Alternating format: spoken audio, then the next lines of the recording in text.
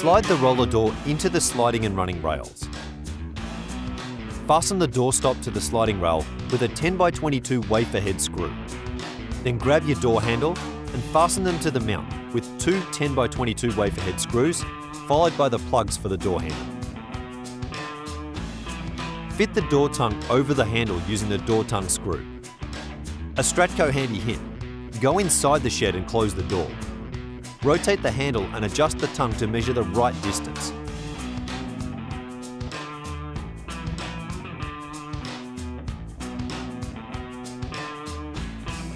Then, using the door tongue as a guide, fasten the door latch to the door jamb.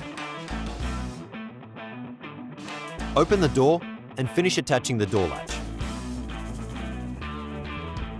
Take the door shroud and fasten it to the back face of the running rail with two 10x16 self-drilling screws. Make sure you close the door to test the handle locks properly. Grab the left and right barge caps and place over the roof sheets. Then fasten two coloured 10x25 self-drilling screws with Neo washers through the top barge cap into the crest of the roof sheets. Then find the barge support under the capping and fasten the same screws along the barge cap and into the support beam.